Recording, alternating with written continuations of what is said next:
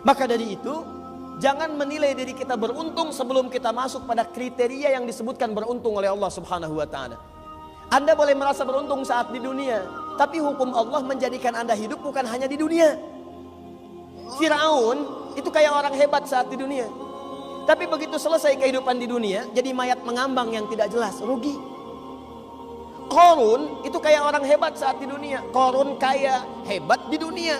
Begitu selesai kehidupan dunianya, rugi.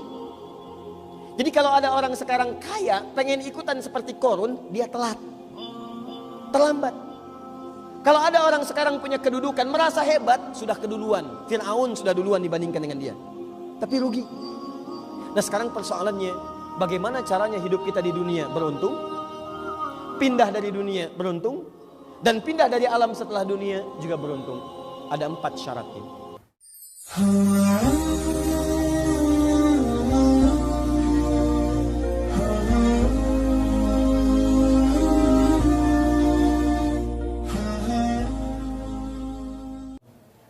Sekarang persoalannya, kalau Anda tidak ingin rugi dalam 24 jam sehari diberikan oleh Allah, apa yang harus kita kerjakan dalam 24 jam ini?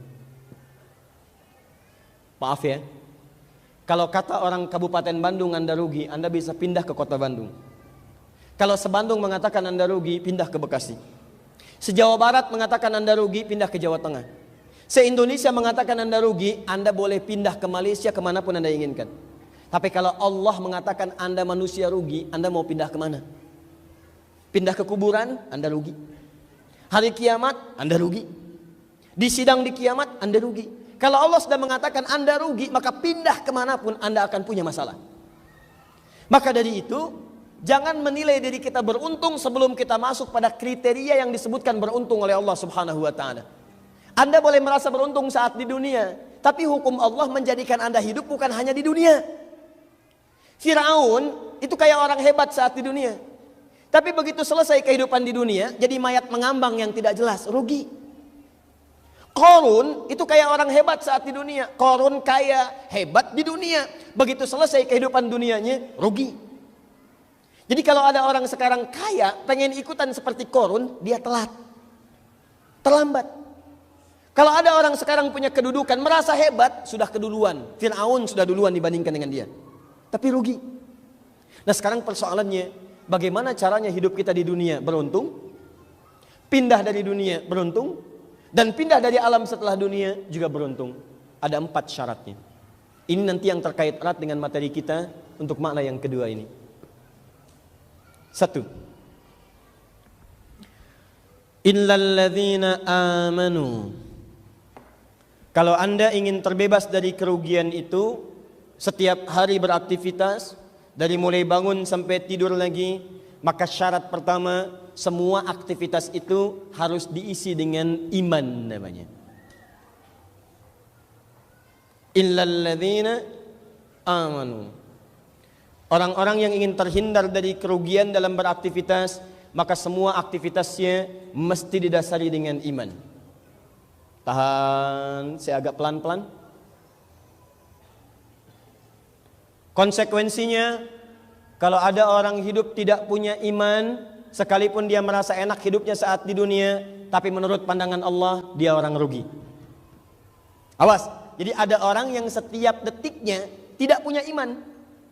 Dia mengerjakan apapun, mau merasa kaya, merasa hebat, punya kedudukan, rumahnya luas, kendaraannya banyak, tetap dalam pandangan Allah, dia rugi.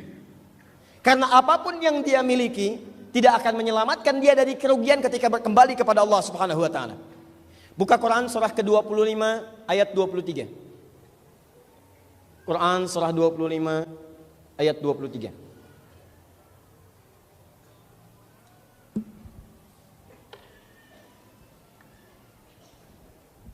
Baik. Pernah dengar kalimat ini? Kenapa ada orang beriman pernah berbuat salah bisa masuk surga? Tapi kenapa ada orang yang belum beriman atau tidak beriman, dia kelihatan baik masuk neraka? Pernah dengar pertanyaan itu? Ada yang non muslim baik? Ada. Non muslim jujur ada? Ada banyak. Zaman Nabi sudah ada. Dan Sayyidah Aisyah pernah ditanya, kemudian bertanya kepada Nabi sallallahu alaihi wasallam, "Ya Rasulullah, si fulan itu baik, suka membantu, suka menolong, cuma dia tidak beriman. Apakah dia akan masuk surga atau masuk neraka?" Perhatikan jawaban Nabi sallallahu alaihi wasallam. Ketika turun pertanyaan itu, turunlah kemudian ayat dari Allah Subhanahu wa taala. Perhatikan sifat keadaan Allah di sini. Lihat sini. Wa qadimna ila ma 'amilu min 'amalin. Kalau ada orang-orang yang tidak beriman atau belum beriman, berbuat baik dalam kehidupan dunianya, jadi saat di dunia dia berbuat baik, bangun jembatan, bangun jalan, tolong orang, renovasi rumah dan sebagainya, Allahu Akbar. Perhatikan, kata Allah, saya akan segera balas kebaikan itu saat dia ada di dunia. Jadi karena dia berbuat baik dalam hukum dunia, maka saya pun mesti adil. Saya akan balas kebaikan itu dalam kehidupan dunianya. Dia berbuat baik dalam urusan dunia, maka saat di dunia saya balas kebaikannya dengan menggunakan hukum dunia. Dia diapresiasi, karirnya bisa mudah, didoakan oleh banyak orang dapat hidayah, tapi itu pilihan, dia mau mengambil atau tidak. Jadi keadilan Allah menjadikan sekalipun orang tidak beriman, tapi dia berbuat baik dalam urusan dunia, maka dibalas oleh Allah dalam kehidupan dunianya. Turunkan hukum dunia, dibalas semuanya. Tapi kata Allah, maaf, faja'alnahu haba'an manthura. Cuman hukum akhirat beda dengan dunia. Akhirat itu bekalnya bukan bekal dunia, tapi bekalnya diawali dengan iman. Ini poinnya. Jadi kalau seseorang pulang ke akhirat tidak bawa iman, seakan-akan dia menuju Allah tanpa bekal yang dia bawa. Makanya bekal-bekal dunia nggak laku saat di akhirat. Jangankan akhirat, alam kubur aja nggak dibawa. Nih contoh. Gelas ini dunia atau akhirat? Dari mana taunya? Karena di akhirat gak ada yang seperti ini. Pernyataan Al-Quran, bi akwabi wa abarika wa ka'sin min ma'in.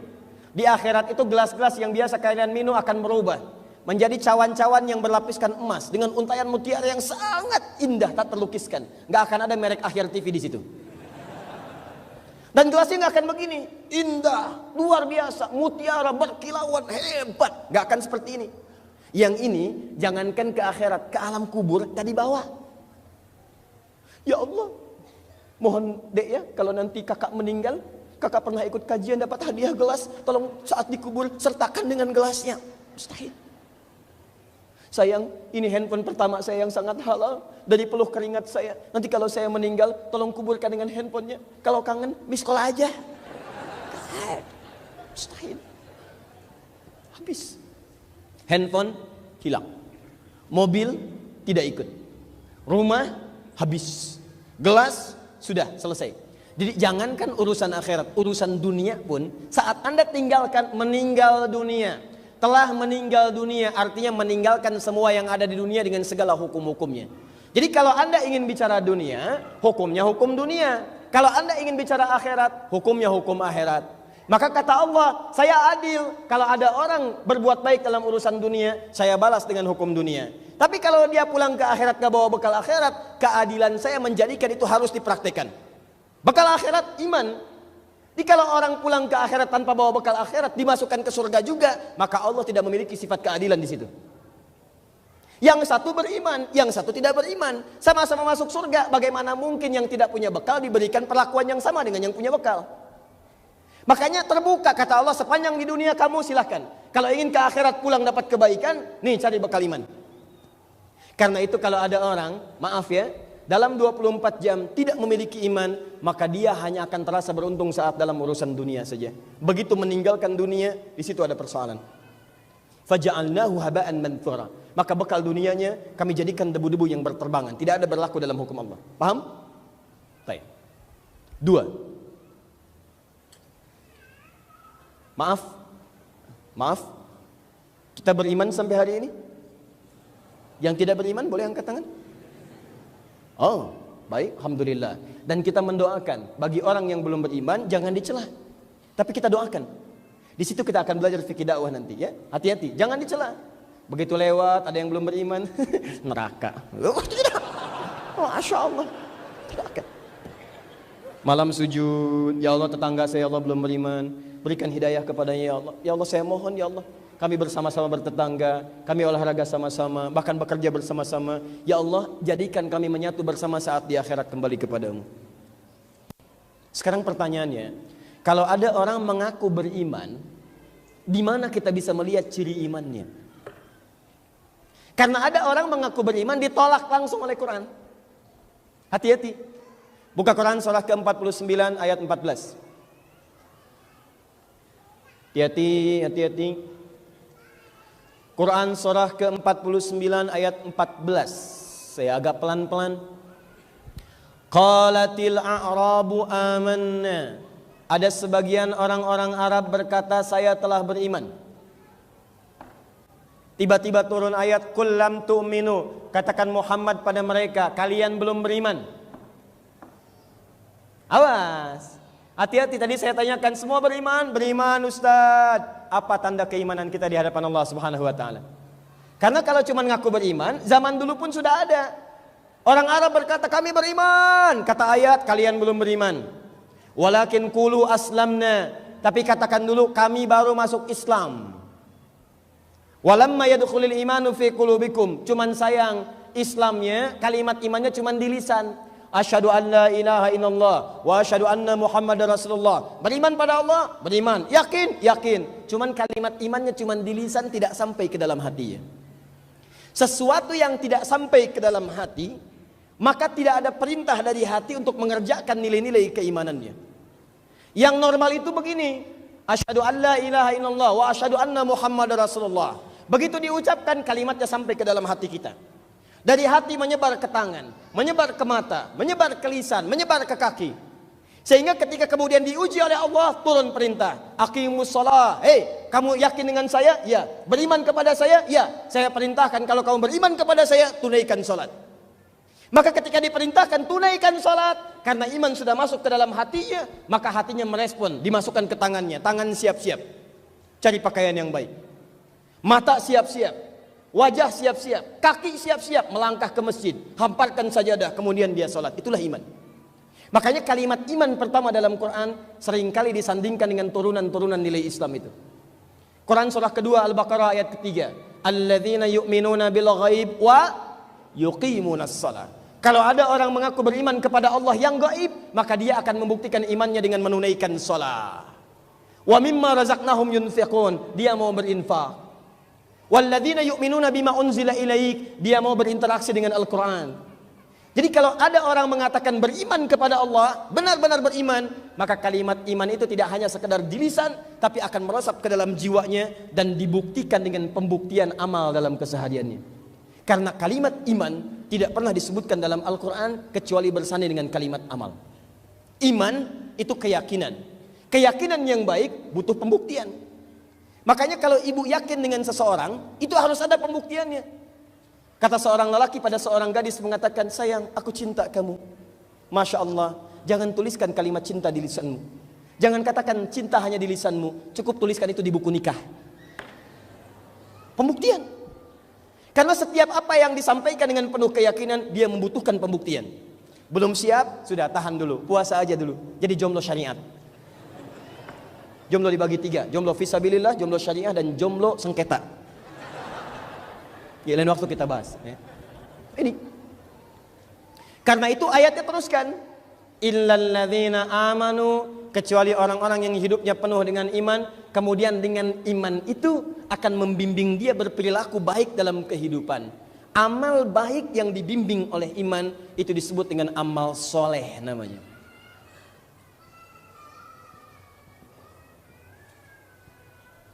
Setiap perbuatan, amal itu perbuatan.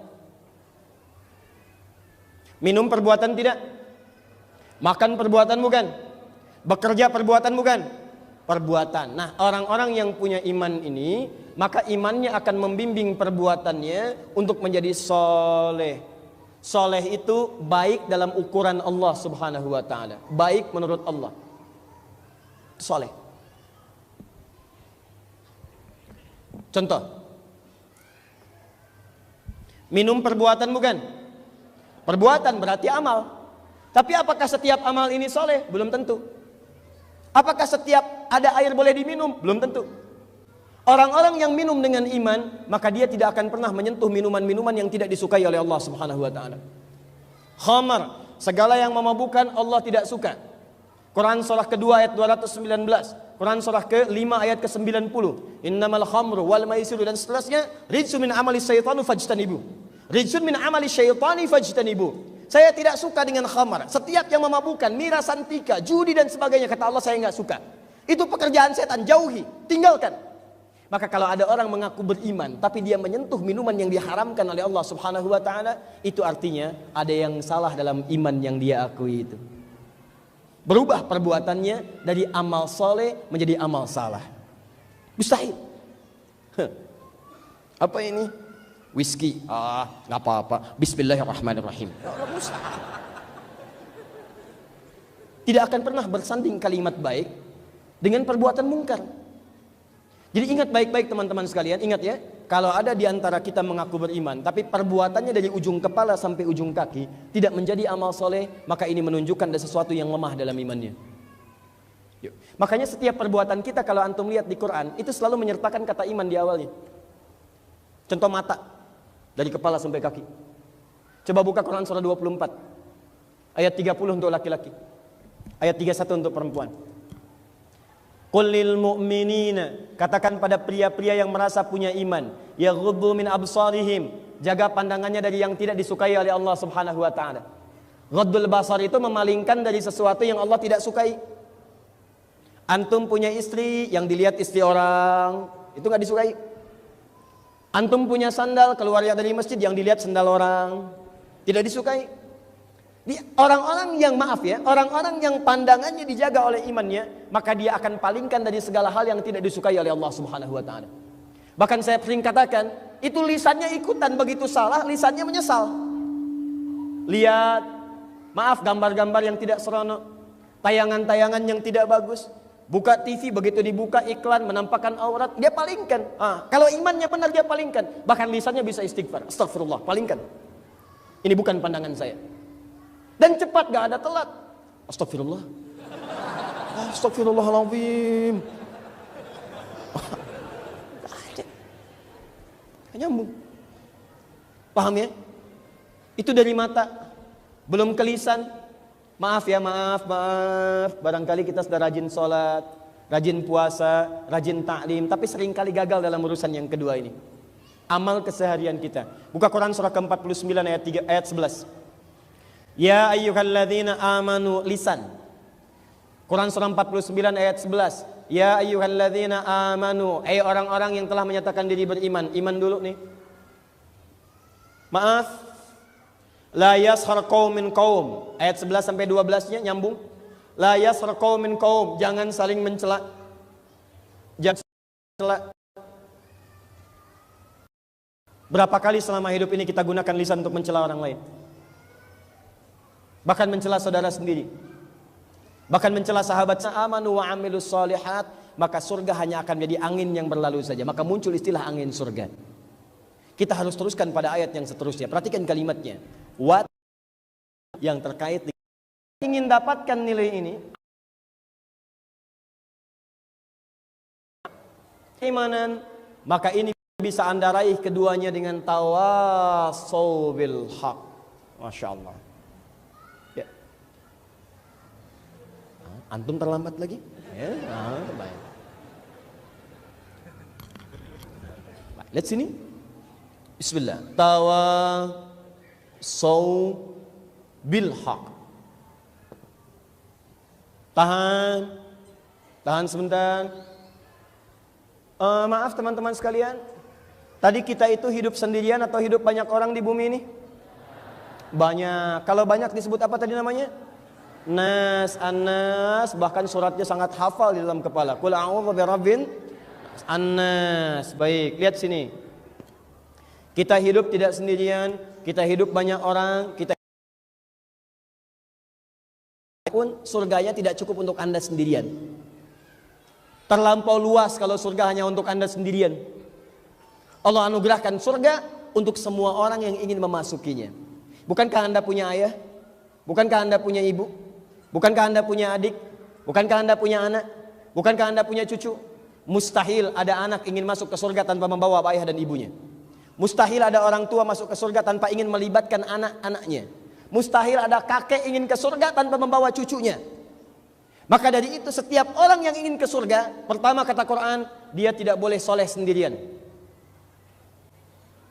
Karena surga Allah kemudian hadirkan tidak hanya usus cukup untuk dirinya seorang. Ada orang-orang yang terlibat membuat dia soleh dalam kehidupannya.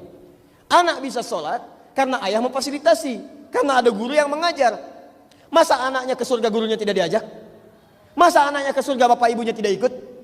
Maka jika ada orang-orang ingin menghadirkan iman dalam hidupnya, memperbanyak amal solehnya, maka rumus yang pertama, dia mesti serius kata Allah untuk bisa membangun visi, bekerja sama satu dengan yang lainnya untuk saling memberikan petunjuk bisa masuk ke dalam surga itu.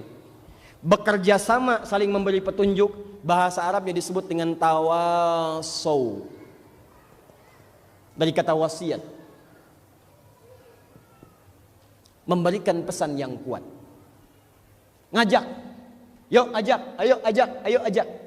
Karena mustahil kalau tidak diajarkan, tidak diajak, tidak disampaikan, bagaimana kita bisa mendapatkan pengetahuan untuk beramal soleh?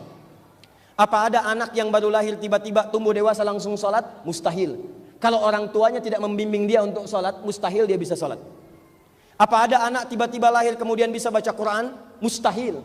Kalau bukan dihadirkan guru yang mengajarkan dia baca Quran, tidak akan bisa dia baca Quran. Apa ada orang berangkat ke Mekah tanpa belajar manasik bisa langsung haji? Mustahil. Bahkan dia bisa kebingungan dari mana dia memulai tawaf. Dia belajar dari si fulan, dia belajar dari si fulan, dia mengajar si fulan, maka saling belajar dan mengajar, saling menyampaikan pesan kebaikan yang kuat, itu yang disebut dengan tawasaw. Ini poinnya. Apa yang disampaikan? Apa yang kemudian kita mesti ajak? Apa yang kita ajarkan? Diikat dengan satu kalimat oleh Allah, bil haq. Apa itu al-haq? Buka Quran surah ke-2 Al-Baqarah ayat 149. Paling kanan, sebelah atas. Kalau mau dari 147, boleh. 148-nya, fastabiqul khairat. 149-nya, ditemukan kalimat ini. Teruskan. Al-haqqu min rabbika fala takunanna minal mumtarin. 147-nya. Perhatikan, al-haqqu min rabbika. Setiap yang disebut hak itu segala yang bersumber dari Allah Subhanahu wa taala. Saya ulang ya. Semua yang disebut dengan al-haq itu adalah setiap tuntunan, ajaran, kebenaran yang semua sumbernya langsung dari Allah Subhanahu wa taala.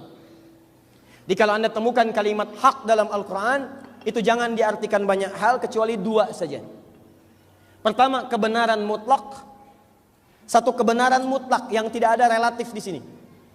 Misal, maaf ya, maaf. Warna yang paling bagus apa? Biru atau merah? Yang biru angkat tangan. Yang merah? Tuh, ada yang angkat biru, ada yang merah. Itu tandanya relatif. Tidak semua bisa mengatakan biru yang paling bagus. Tidak semua mengatakan merah yang bagus, tidak. Bahkan seorang perempuan datang ke pengajian saja sudah bisa cari seragam. Datang ke suaminya, bawa dua baju. Satu merah, satu hijau. Dia tanya, papa yang bagus mana ya? Merah atau hijau? Kata suaminya, kayaknya hijau deh mah. Ah kayaknya merah deh pak. Tuh. Katanya nanya tapi sudah punya jawaban. Hebat. Mending kalau dipakai. Begitu datang kuning. Relatif. Di manusia itu relatif. Pengen ini, kata si A ayam enak, kata si B bebek yang enak, kata si A kambing enak, kata si C maaf sapi yang enak. Tapi kalau kata Allah A, maka tidak ada pilihan yang lain.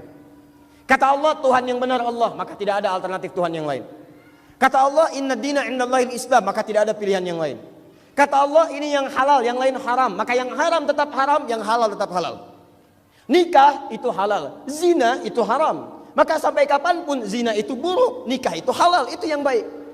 Maka semua kebaikan yang bersumber dari Allah itu benar mutlak, dan semua tuntunan yang bersumber dari Allah itu yang disebut dengan al-haq. Baik sifatnya ibadah. Misal salat. Salat itu ibadah. Kalau Allah katakan ayo salat, kita salat, itu yang disebut al-haq. Baik sifatnya muamalah. Maaf, muamalah. Bergaul dengan sesama. Turun ayat-ayat, kata Allah infak, wa anfiku infak. Infak pada tetangga, infak pada orang tua. Begitu diturunkan kalimatnya, itu yang disebut al-haq. Baik yang disebut akhlak. Akhlak. Bersikap baik dalam ibadah ataupun muamalah. Maaf, ada orang sholat, taunya cuma sholat aja. Padahal akhlak dalam sholat pun itu ada. Turun Quran surah 7, ayat ke-31. Ya bani Adam khudhu zinatakum inda kulli masjid. Hei anak cucu Adam, kalau ada panggilan dari masjid, gunakan akhlakmu kepada Allah. Cari pakaian yang paling bagus. Anda diundang oleh manusia, maaf ada undangan, ada prasmanannya, Masya Allah. Maaf, pakaian disiapkan jauh-jauh hari. Beli sepatu baru, beli pakaian baru, bawa oleh-oleh, datang, subhanallah. Cuman datang, ngantri beberapa jam, prasmanan gak kebagian, salaman, pulang. Allah undang Anda 5 kali dalam sehari. Berjanji mengabulkan doa Anda, memberikan apa yang Anda butuhkan, mengampuni dosa Anda, memaafkan kesalahan Anda. Kenapa ketika datang pada Allah pakaian Anda seperti itu? Tidak ada bedanya ketika Anda main bola dengan ketika Anda sholat. Makanya orang-orang yang berakhlak kepada Allah dalam ibadahnya, dia akan menyiapkan pakaian yang terbaik ketika menghadap kepada Rabbnya. Satu. Muamalat juga demikian. Bagaimana Anda bicara dengan orang tua? Bagaimana orang tua ketika akan mengajak anaknya ke masjid? Bagaimana ibu ketika mengajarkan anaknya sopan santun? Bagaimana guru ketika mengajar muridnya? Semua ada tuntunan apa yang disebut dengan akhlak itu. Singkatnya, semua tuntunan kebaikan dalam kehidupan itu yang disebut dengan sumbernya al-haq. Nah kita, kalau ingin masuk surga kata Al-Quran, kalau benar-benar beriman kepada Allah, kalau benar-benar ingin mengerjakan amal soleh, maka kita diminta oleh Al-Quran langsung, ayo saling mengingatkan satu dengan yang lainnya, supaya semua bisa masuk surga. Bagaimana cara mengingatkannya? Ingatkan mereka untuk mengerjakan semua tuntunan dari 3 hal ini yang disebut dengan al-haq. Ibadahnya benar, muamalahnya benar, dan akhlaknya mulia. Kalau cuma ibadah, tapi ininya kosong, maka akan muncul persoalan. Zaman Nabi ada ibu yang diadukan, seorang perempuan diadukan kepada Nabi SAW. Padahal dia rajin sholat, rajin puasa. Kata Nabi, hiya finnar.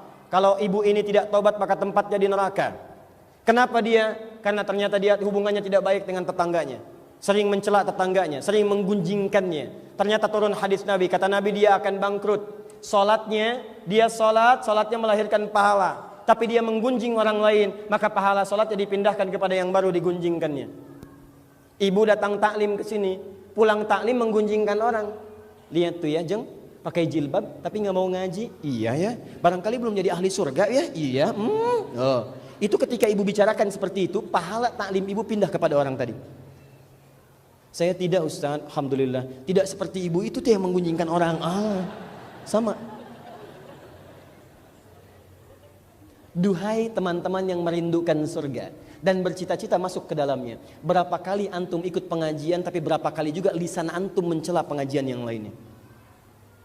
Duhai teman-teman yang merindukan surga, berapa kali antum bangun tahajud di malam hari, dan selepas tahajud jemari antum mudah kemudian melecehkan orang lain, menulis status yang tidak baik, memposting gambar-gambar celaan, merasa yang paling hebat dalam kehidupan, merasa yang paling sempurna ibadahnya, menuduh orang lain dengan kalimat-kalimat yang tidak baik. Jangan-jangan surga yang tinggal sehasta itu menjadi jauh kembali karena hal-hal yang buruk dalam kehidupan kita itu. Ini poinnya. Nah sekarang pertanyaannya, Ustaz, kalau saya ingin membangun jembatan untuk menggabungkan 3 hal ini dan bekerja sama dalam kebaikan untuk sama-sama menjadi muslim yang baik menerapkan 2 nilai tadi, maka bagaimana caranya? Maka Al-Quran turunkan 1 kalimat untuk bertawasau bil haq, memadukan 3 hal ini. Kalimat itulah yang secara singkat disebut dengan dakwah namanya. Salat, ibadah, contohnya salat. Bapak ingin ngajak anaknya salat, tawasau bil haq. Bagaimana cara ngajaknya? Ada dalam kalimat dakwah caranya. Tidak sedikit bapak ngajak anaknya salat tapi mendapat penolakan dari anaknya karena cara mengajaknya keliru.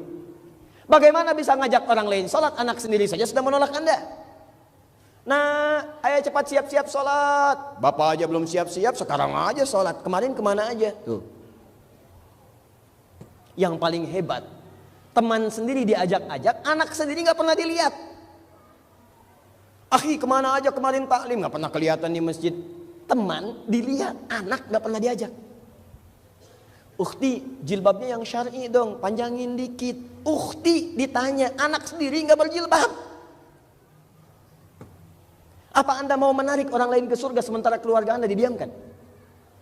Sekarang pertanyaannya, bagaimana kita cara menerapkan pola ajakan ini sehingga anak ke orang tua baik, orang tua ke anak jadi baik. Kadang-kadang anaknya sudah bagus, orang tuanya masih jauh. Bagaimana mengajak orang tua supaya dekat dengan nilai-nilai kebaikan tadi?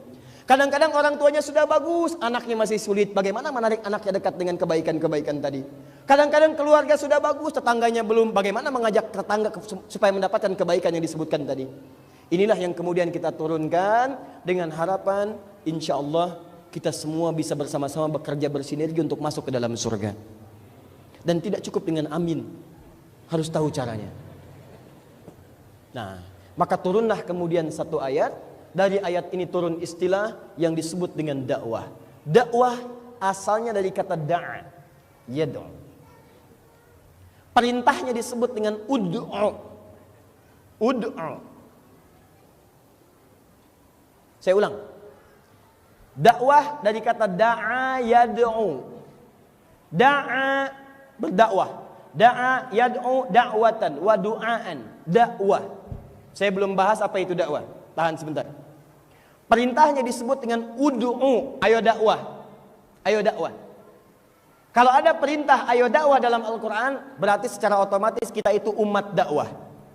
Maaf, orang tua itu pendakwah karena dakwah kepada anaknya.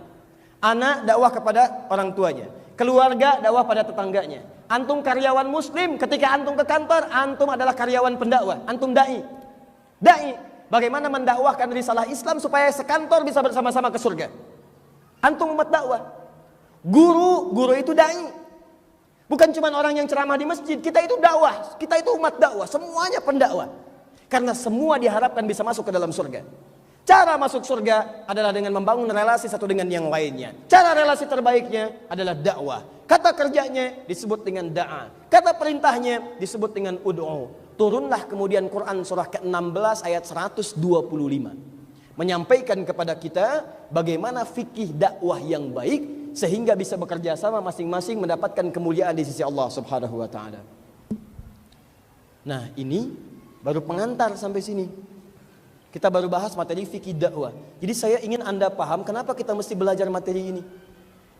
Jadi kalau Anda sudah belajar materi ini tapi tidak membuat Anda lebih baik, berarti cuma dua masalahnya. Pertama, Anda tidak serius. Atau yang kedua, saya tidak pandai mengajarkan Anda sehingga Anda harus mencari guru lain yang lebih baik untuk mengajarkan Anda semua. Tapi kalau semua pengorbanan kita sudah disisihkan sampai berada di sini, belum juga Anda mau masuk ke dalam surga, dengan cara apa lagi Allah mengundang Anda masuk surga?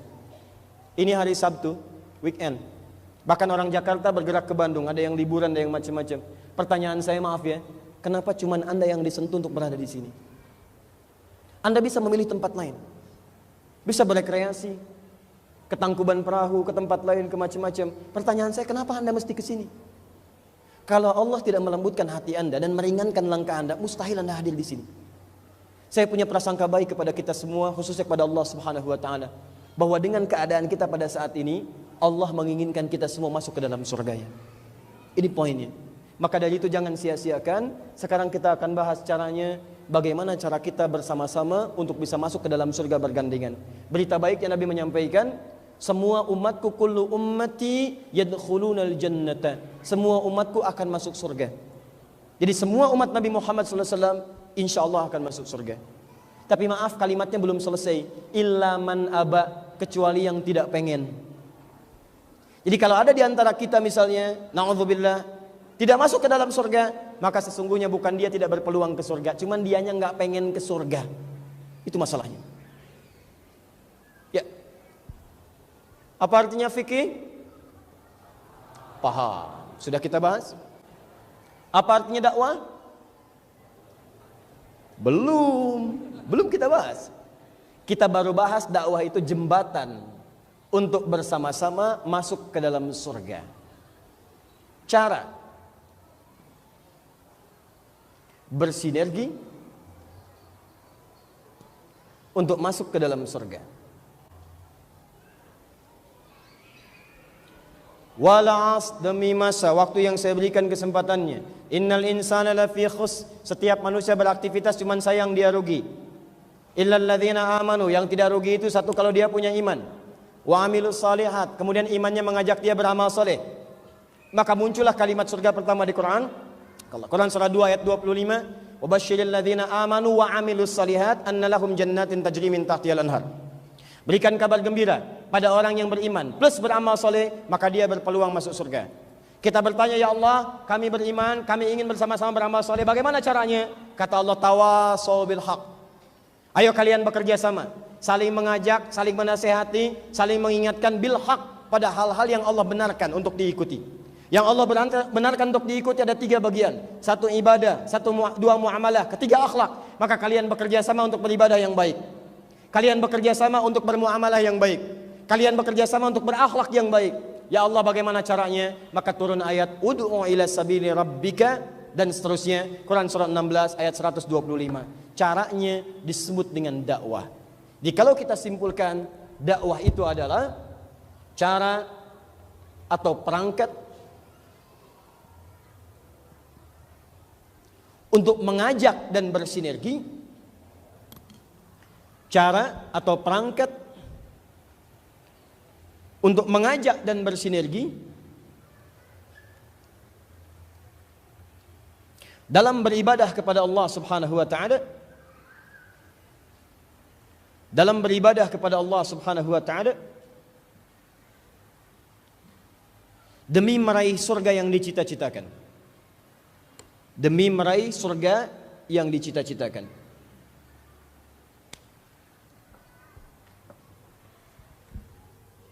Tolong pahami dengan baik ya, sekali lagi ya. Kalau kita sudah bicara tentang dakwah ini, maka materinya akan sangat luas, luar biasa. Hati-hati. Tapi dari yang luas ini, kemudian Al-Quran memberikan beberapa penekanan. Penekanan pertama, hati-hati ya, ingat benar, Allah sediakan surga terbuka bagi siapapun yang ingin memasukinya. Sekali lagi, jangan pernah soleh sendirian, karena Anda pun menjadi soleh, itu pasti ada peran orang-orang di sekitaran Anda. Karena itu kita punya tugas untuk berbagi dengan sesama, bersinergi, mengajak, mengingatkan supaya kita bertahan dalam kebaikan untuk meraih surga yang kita cita-citakan. Nah, sekarang kita akan bicara bagaimana caranya. Karena tidak sedikit orang ingin berdakwah tapi salah langkah dalam dakwahnya, bahkan sampai Allah menurunkan ayat khusus supaya orang-orang ini bertobat dari perilaku-perilaku yang tidak mencerminkan nilai dakwah. Contoh.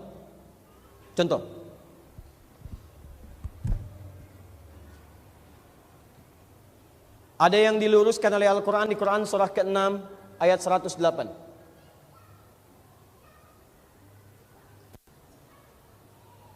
Sikap saling mencela itu bukan dakwah. Awas, hati-hati, sikap saling mencela itu bukan dakwah. Bahkan ayat ini turun untuk melarang kita mencela orang-orang yang belum beriman. Jadi kalau dalam bahasa usul fikih namanya mafhum mukhalafah, pengertian terbaliknya. Mencela orang belum beriman saja tidak diperkenankan, apalagi mencela yang beriman. Anda mengajak orang lain untuk beribadah dengan baik, tapi caranya dengan mencela orang itu, maka Anda tidak diakui oleh Al-Quran sebagai umat pendakwah. Wala tasubbul ladzina yad'una min dunillahi fayasubbullaha min ghairi ilmin adwan min ghairi ilmin. Hei, jangan orang-orang yang beriman, jangan kalian mencela orang-orang yang belum beriman dalam rangka berdakwah pada mereka, tapi kalian mencela mereka sehingga mereka balas mencela Allah karena ketidaktahuan mereka tentang kebenaran akan Allah Subhanahu wa taala. Datang Anda misalnya tiba-tiba ke tempat agama lain, begitu masuk ke dalam tempatnya atau dari luar mengatakan sambil demo, "Oi, ajaran sesat, kamu salah, Tuhan yang benar ini." Itu tidak diperkenankan. Di Indonesia diakui ada 5 agama sampai 6 agama kepercayaan. Tiba-tiba Anda merasa saya muslim, benar. Itu benar. Iya, kita harus yakin Islam itu yang paling benar. Tapi kebenaran itu jangan sampai kemudian kita mencela yang lainnya. Ajak mereka dengan cara yang lembut, dengan cara yang baik. Tunjukkan keindahan nilai-nilai Islam. Makanya saya katakan, kalau ada orang-orang kemudian mengajak berdakwah untuk memperkenalkan Islam tapi dengan cara-cara yang kasar, itu sudah bisa dipastikan menyalahi ketentuan dalam Al-Quran dan Sunnah Rasulullah SAW. Quran surah kedua ayat 256. Paling kiri sebelah bawah. Awas, karena ini marak nih sekarang kita dapatkan di lingkungan kita. Kita ingin tunjukkan bahwa itu kurang tepat. La ikraha fid din. Tidak boleh paksa orang untuk memeluk ad-din. Ad-din itu Islam. Inna ad-dina 'indallahil Islam. Tiba-tiba ada orang Islam maksa orang lain untuk masuk Islam. Kata Allah, saya tidak akui itu. Anda berdosa memaksa orang masuk Islam. Baik paksaan yang halus, apalagi dengan cara yang kasar. Ya Allah. Maaf, bagaimana cara memaksa yang halus? Datang ke daerah, kasih supermi, kasih obat, dosisnya naikin. Begitu minta lagi kecanduan dengan dosis. Kalau tidak masuk Islam, kamu nggak akan saya kasih obat. La ikraha fid din, dosa. Datang ke tempat, ke daerah yang jauh-jauh, butuh makanan. Dia menanti-nanti makanan, datang Anda bawa supermi, bawa sarung. Kalau nggak masuk Islam, nggak ada Indomie. Tapi kan Indomie itu umum. Bukan, ini Indomie Islam. Ayo, mau masuk Islam? Syahadat baru saya kasih. Itu bukan dakwah. Jadi dengan cara halus saja dilarang, apalagi yang kasar. Tembak sana, bom sini, masuk Islam. Kalau enggak saya bom. Ada yang salah. Tuh kejadian di Jalan Tamrin tuh, bom Jalan Tamrin. Saya sedang di Lampung. Tiba-tiba meledak. Duar. Ditanya saya, Ustadz, apakah bom di Jalan Tamrin termasuk jihad fisabilillah? Saya bilang, Pak, sependek pengetahuan saya, jihad fisabilillah itu jihad di jalan Allah, bukan di Jalan Tamrin. Jadi mustahil ada ngebom tempat agama orang lain, ngebom ini, itu mustahil. Itu pasti ada yang salah dalam dirinya. Demi Allah saya katakan, cukup Anda membaca An-Nisa ayat 92, maka Anda tidak akan pernah menggerakkan tangan Anda untuk melukai orang lain, apalagi yang beriman kepada Allah Subhanahu wa taala. Wa may yaqtul mu'minan muta'ammida fajaza'uhu jahannam. Siapa yang sengaja merencanakan pembunuhan pada orang beriman, maka akibatnya konsekuensinya neraka jahanam saya siapkan untuk dia. Siapa di antara orang beriman yang bercita-cita masuk neraka jahanam? Mustahil. Maka satu dalam konteks berdakwah ini ada beberapa bagian yang penting kita luruskan dalam rangka mengajak orang lain tawasau bil haq. Bagaimana caranya? Fenomena-fenomena kekinian itu mesti diluruskan. Ada hal-hal yang tidak tepat menurut keinginan Al-Quran. Contoh kedua, ini antara muslim dengan non-muslim. Sekarang muslim dengan muslim. Buka Quran surah ke-48 ayat 29. Quran surah 48 ayat 29. Hati-hati. Bagian pertama tadi saja, itu dampaknya luar biasa, Pak. Sampai ke hewan diikut-ikutin. Saya punya pengalaman nyata saat di Mekah. Itu ada orang yang dapat masukannya yang luar biasa kuat tuh pelan-pelan tuh. Memperbaikinya pelan-pelan, kita arahkan pelan-pelan. Sampai burung jadi korban. Saat kami di dekat Mekah, dekat Masjidil Haram, tiba-tiba ada burung-burung datang, kata orang ini, Ustadz, kenapa di Mekah ada burung gereja? Burung gereja. Saya bilang, Pak, itu mu'alaf. Maksudnya ada beberapa bagian yang saking masuknya ke dalam dirinya, ada hal-hal yang tidak mudah, bahkan binatang pun jadi permainan dalam kehidupan. Quran surah 48 ayat 29. Muhammadur Rasulullah. Muhammad sallallahu alaihi wasallam itu utusan Allah, Rasul. Walladzina ma'ahu, dan orang-orang yang mengaku umatnya. Ma'a itu dalam ilmu nahwu disebut dengan wawul ma'iyah. Ma'a bisa pakai wawu, bisa langsung pakai ma'a. Kalau pakai wawu itu bisa makna, tapi kalau ma'a itu langsung dengan lafadznya. Ma'a bisa diartikan dua ma'iyah itu. Bisa langsung berada di sampingnya, atau tidak berada bersamanya secara fisik, tapi mengikuti tuntunannya. Walladzina ma'ahu kita artikan, dan orang-orang yang mengaku bersama Nabi, baik hidup ketika Nabi SAW hidup ataupun setelah Nabi wafat, tapi mengaku mengikuti tuntunannya. Kita singkat bahasanya dengan yang mengaku umatnya.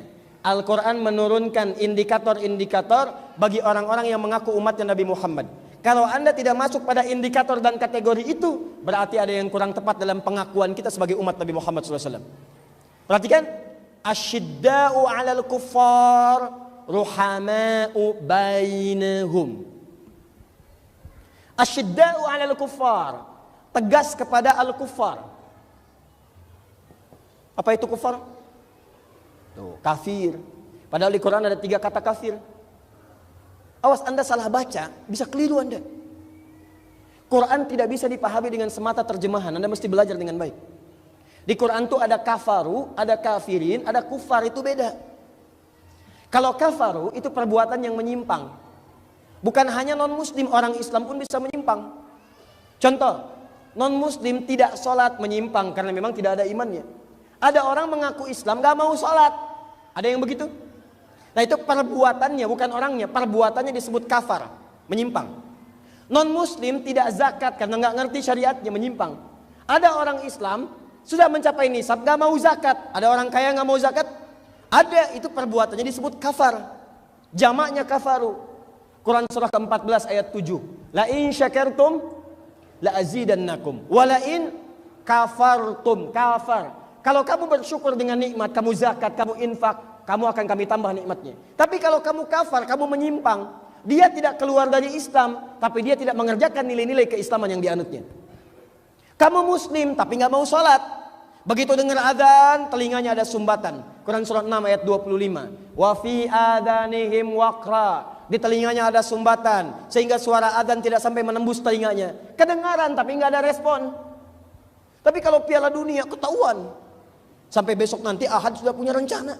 Piala Dunia belum muncul sudah ketahuan. Wah, Prancis melawan Kroasia. Prancis kemarin menang 1-0 lawan Belgia. Wah, kemudian Kroasia menang 2-1. Golnya injury time. Sampai itunya hafal. Prediksinya sekian. Tapi panggilan adzan nggak kedengaran. Ini kamar dia, rumahnya.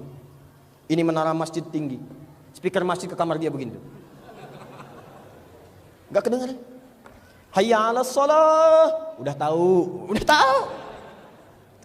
Nggak masuk. Ada yang salah. Ada yang keliru dalam dirinya. Nah itu kafar. Jamaknya kafaru. Kalau kafirin, umumnya secara umum itu dipahami orang-orang yang belum beriman. Tapi tidak menyakiti orang Islam pada umumnya. Cuma suka ngajak. Menyakiti enggak, cuma ngajak. Contoh, zaman Nabi ada sekelompok datang kepada Rasulullah. Ya Muhammad, kita memang beda. Tapi jangan sampai perbedaan ini menjadikan kita berperang. Sudah gantian aja. Malam ini kami nyembah Tuhan kamu, besok kamu nyembah Tuhan kami. Begitu sudah terjadi dialog seperti itu, Nabi diam, turun satu surah sekaligus. Qul ya ayyuhal kafir. Katakan, hei orang-orang kafir. Jamaknya kafirun. Kafir itu bahasa sopan Pak Bu. Diserap ke dalam bahasa Inggris jadi kata kafir. Kafir itu dari bahasa Arab. Kafir. Orang-orang yang masih terhalang. Kalau dalam bahasa singkatnya, masih menutup diri, belum mau menerima hidayah.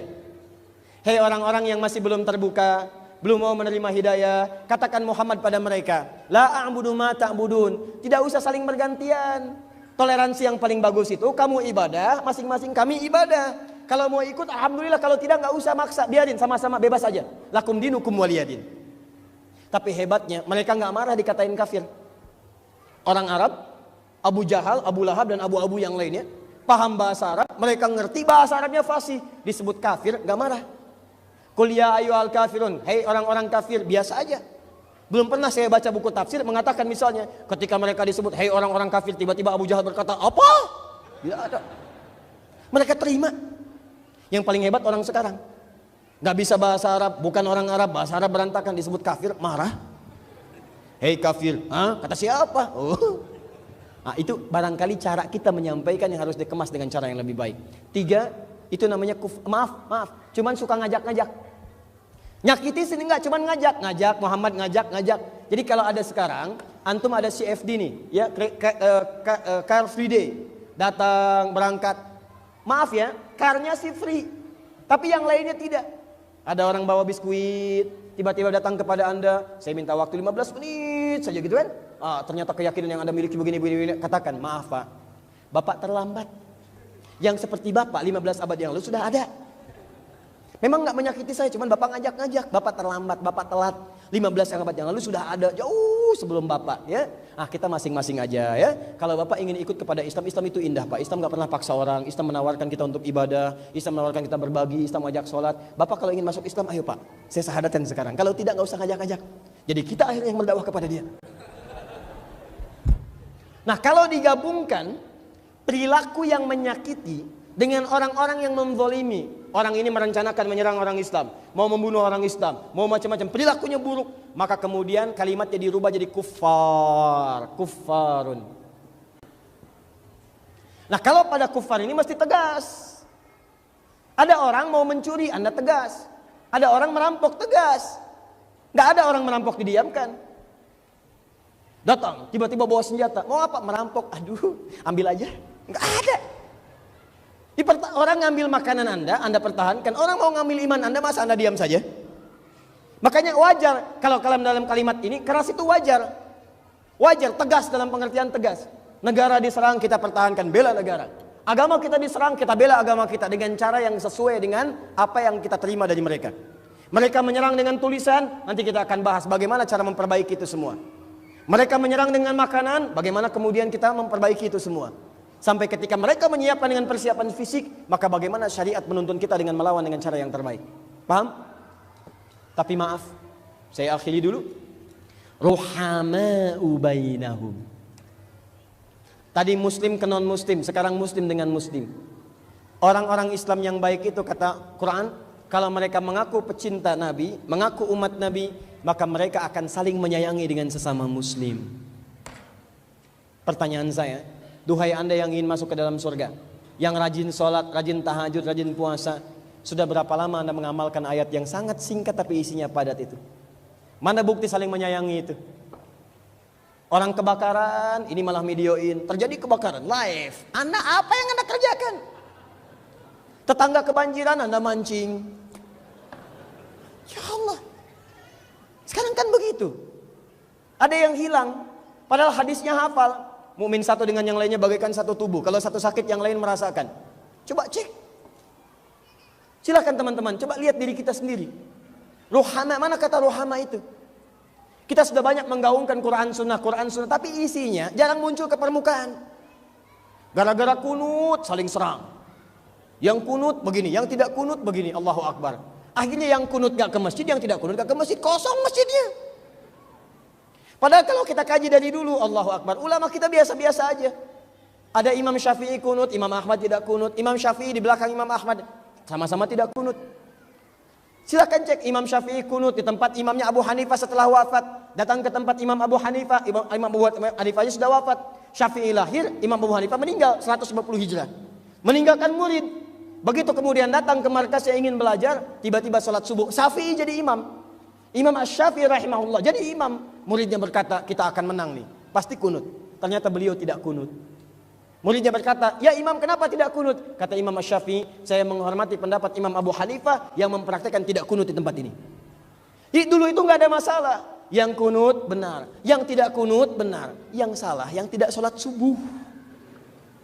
Ini gara-gara naik pernah terjadi Pak.